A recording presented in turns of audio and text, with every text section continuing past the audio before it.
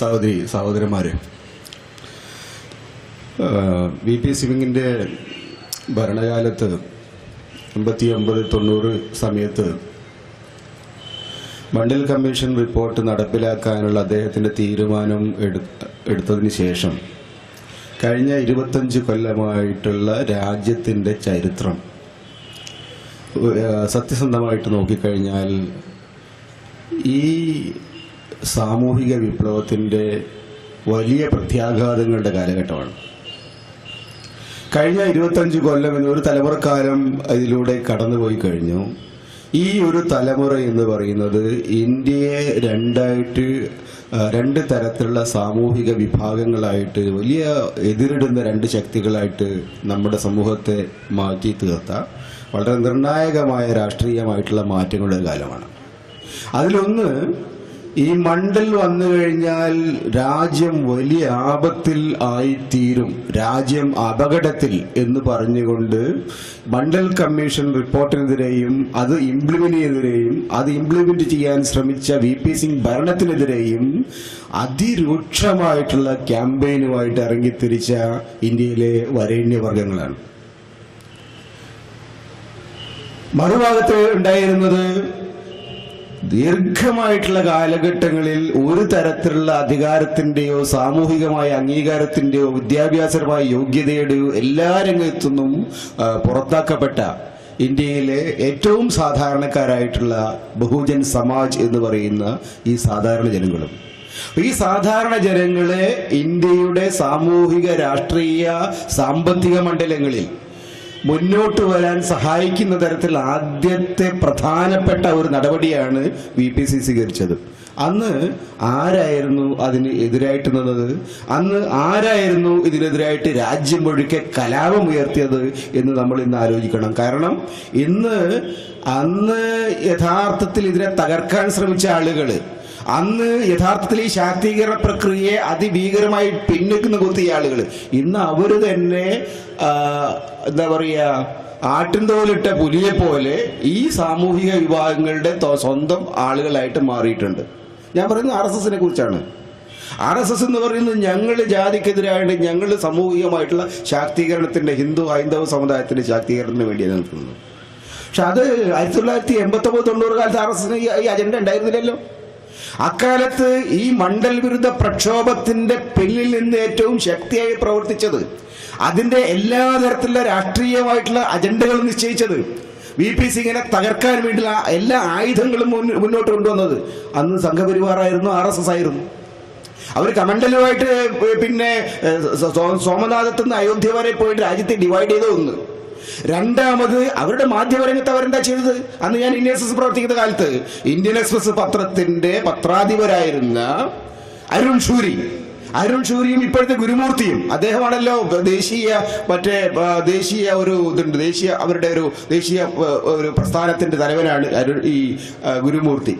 ഈ രണ്ടുപേരും ചേർന്നുകൊണ്ട് രാജ്യം മുഴുക്കെയുള്ള എല്ലാ പത്രപ്രവർത്തകരും അന്ന് സർക്കുലർ അയച്ചു. We have to fight Mandal at every cost. എന്ത് വില കൊടുത്തും ഇതിനെ ചെറുക്കണം എന്ന് പറഞ്ഞുകൊണ്ട് ഈ സംഘപരിവാരത്തിന്റെ രണ്ട് നേതാക്കളായ അരുൺ ഷൂരിയും ഗുരുമൂർത്തിയും ചേർന്നാണ് ഇന്ത്യൻ എക്സ്പ്രസ് പത്രത്തെയും അതുപോലെ മഹാഭൂരിപക്ഷം പത്രങ്ങളെയും ഈ സാധാരണക്കാരന്റെ ശാക്തീകരണ പ്രക്രിയക്കെതിരായിട്ടുള്ള ക്യാമ്പയിന്റെ മുന്നണിയിൽ കൊണ്ടുപോയി നിർത്തിയത്. ഞങ്ങളിപ്പോൾ സാധാരണ ജോലി ചെയ്തുകൊണ്ടിരിക്കുന്ന ആള് എന്ത് വില കൊടുത്തും ഇത്തരത്തിലുള്ള വ്യാജമായിട്ട് അവർ പറഞ്ഞു, ഇങ്ങനെ വന്നു കഴിഞ്ഞാൽ ഇങ്ങനെയുള്ള വഴിയെ പോണവനൊക്കെ കയറിയിട്ട് റിസർവേഷനിലൂടെ കയറി വന്നാൽ രാജ്യത്തിന്റെ മെറിറ്റിന് എവിടെ പോകും? രാജ്യത്ത് ആർക്ക് മെറിറ്റ് ഉണ്ടാവും? മെറിറ്റ് ഉള്ളവൻ എവിടെ പോകും?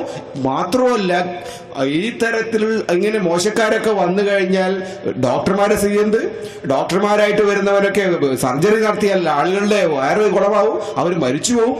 ഇങ്ങനെയുള്ള തരത്തിലുള്ള വ്യാജ പ്രചാരവേല നടത്താൻ വേണ്ടി അന്ന് രംഗത്തിറങ്ങിയ ആളുകളാണ് പിന്നീട് ഈ വാജ്പേയി മന്ത്രിസഭയിൽ വലിയ മന്ത്രിയായിരുന്ന അരുൺ ഷൂരി. നാണമില്ലാത്ത ആളുകളാണ്. അതേപോലെ തന്നെ ഗുരുമൂർത്തിയും.